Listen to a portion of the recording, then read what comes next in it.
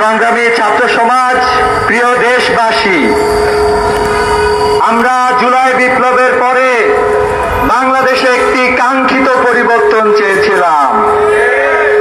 যেই বাংলাদেশে বিগত 16 বছর বাংলাদেশ যেভাবে চলেছিল, বাংলাদেশ নতুন এক যাত্রা করার কথা ছিল।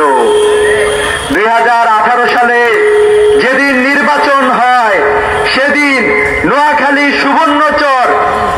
সুবর্ণচরে আমরা একজন নারীকে ধর্ষণের ঘটনা শুনেছিলাম।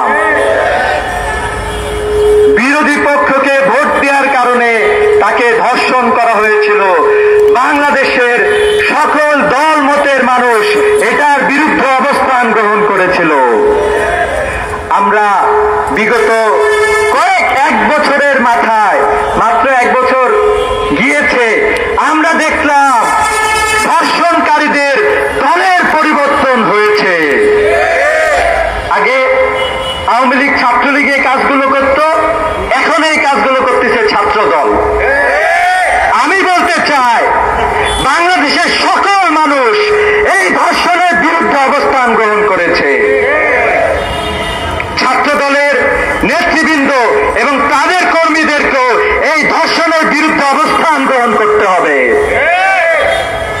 সে যে দলেরই নারী হোক, কেউ কি ধর্ষণ করতে পারে? অনলাইনে এরকম ট্যাগিং এবং এরকম বুলিং করতে পারে?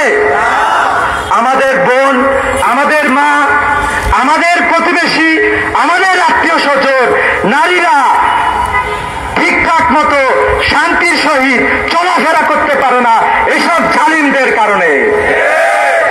আমরা এ ধরনের কার্যক্রমের তীব্র নিন্দা এবং প্রতিবাদ জানাচ্ছি।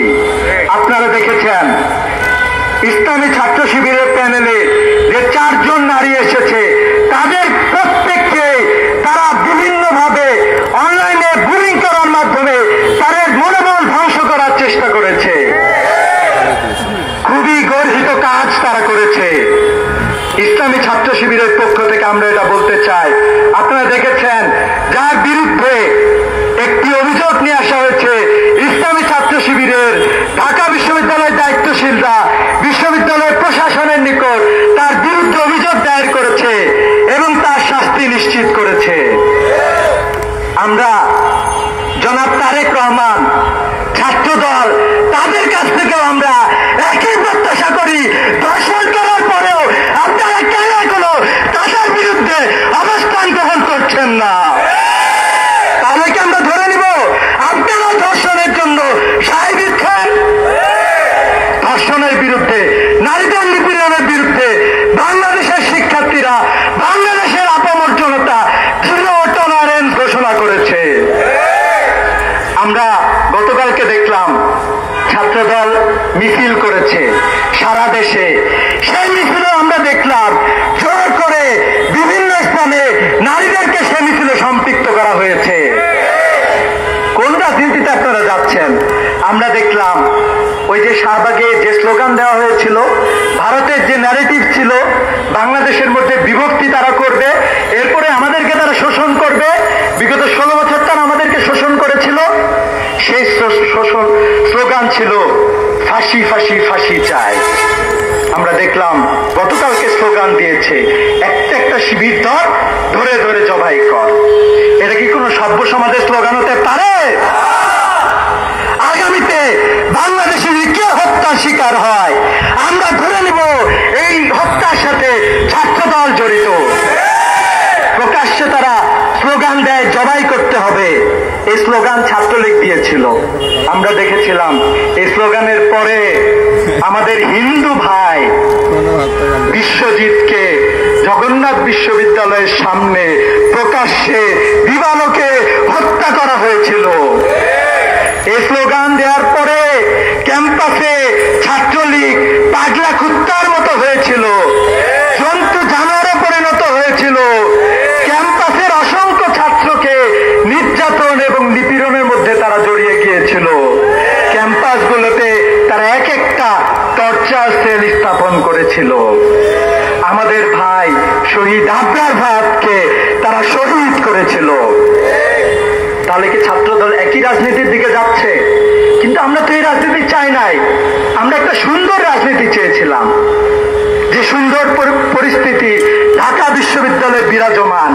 ভিন্ন মতের আদর্শের কেউ একজন যখন অসুস্থ হয়ে যায়, আপনারা দেখবেন ঢাকা বিশ্ববিদ্যালয়ের সভাপতি SM ফরহাদ তাকে দেখতে হাসপাতালে ছুটে যায়।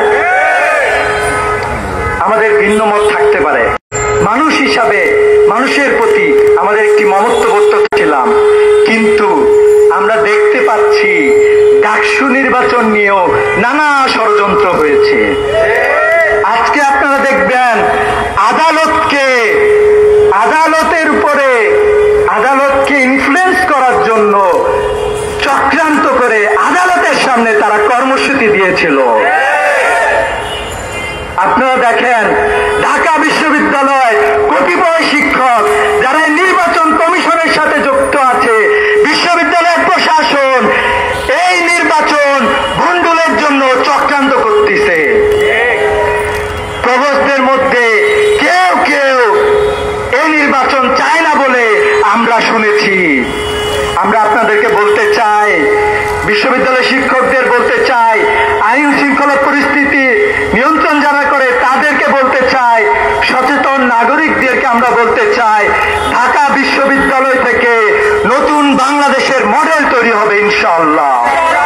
এই বিশ্ববিদ্যালয়ে প্রমাণ করতে হবে গণতান্ত্রিক বাংলাদেশে সবাই যার যার অধিকার নিয়ে ভোট করতে পারে, ভোট করে ইলেক্টেড হয়ে বিশ্ববিদ্যালয় শিক্ষার্থীদের জন্য যেভাবে কাজ করে, যেভাবে তারা শুধুমাত্র একটি দলের নেতা না হয়ে তারা সকল শিক্ষার্থীদের নেতা হবে, আগামীর বাংলাদেশের প্রত্যেকটা রাজনৈতিক দলকে শুধুমাত্র তার দলের না হয়ে সারা দেশের সমস্ত জনগণের জন্য হইতে হবে।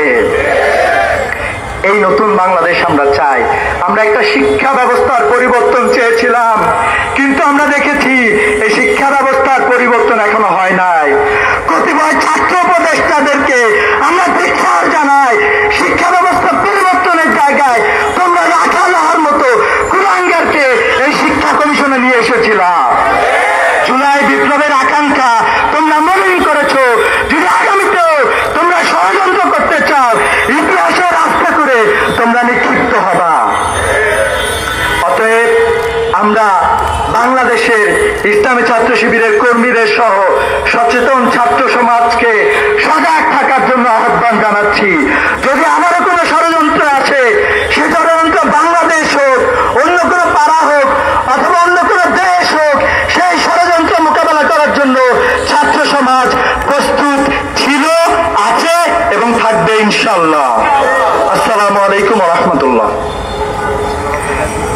ধন্যবাদ সবাইকে আজকের প্রোগ্রামে